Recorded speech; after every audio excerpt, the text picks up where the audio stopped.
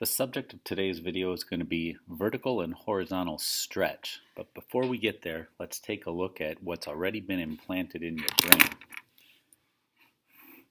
You've got this beautiful quadratic equation over there, and that's going to be some variation of this parent graph y equals x squared.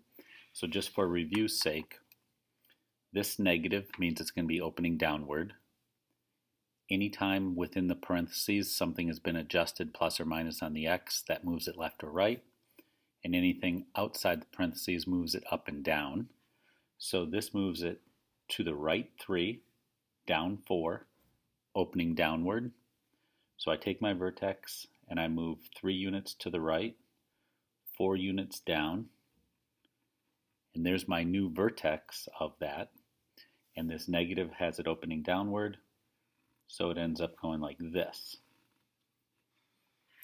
So this used a reflection opening downward and a translation to the to the right and downward.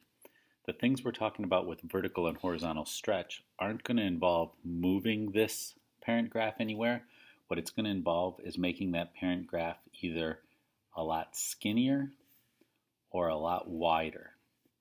And that's the focus of the vertical and the horizontal stretch. So we're going to take the same parent function, and what we're going to do is we're going to look at the coefficient. There's a 1 in front of the x squared. You don't bother to write it, but you know it's there. And let's look at what happens if that coefficient ends up being smaller than 1, and what happens when that coefficient is greater than 1. And by the way, if you wanted to write that as 0.25, go for it. You could go ahead and graph these on Desmos, and as you compare those graphs to the parent graph, you'd probably have your answer just like the snap of a finger. Well, here's what you would find on Desmos. If I took the 1/4 x squared and I graphed it and compared it to the parent graph, you would notice that it's wider than the parent graph. So your eyeballs tell you it's wider. The math terminology for that is this is a horizontal stretch, and you can think of it this way. You take your parent graph and you stretch it horizontally, and you end up with a wider graph. And the rule is this: if your coefficient is less than 1, you have a horizontal stretch. In other words, your graph ends up being wider than the parent graph. My coefficient, 1/4, was less than 1, so I had a horizontal stretch. Now we'll look at the other option. Here's your parent graph with a coefficient of 1. Here's a new graph to look at. It has a coefficient of 3. And if you graph those on Desmos, your parent graph and your new graph, you would see that your new graph, you would say, is skinnier or more narrow than the parent graph. Well, the math terminology for that is a vertical stretch, and you can think of it this way. Take your parent graph, and if you were to stretch it up vertically, it would end up getting skinnier and more like the graph of y equals 3x squared.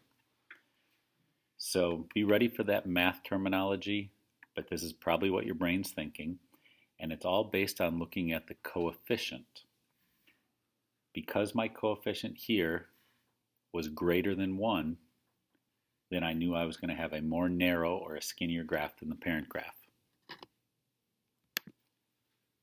So the way you could put this all together, this original example that we used in the beginning, if I change this to be, say, a -4 instead of just plain negative, that means the coefficient in front of your squared term is larger than 1.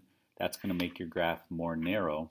So the actual graph of this, now that I've changed that to a -4, is going to be something very skinny, very narrow, still the shape of a parabola, but it would end up looking like that now that I've added that coefficient. So that's the show for vertical and horizontal stretch.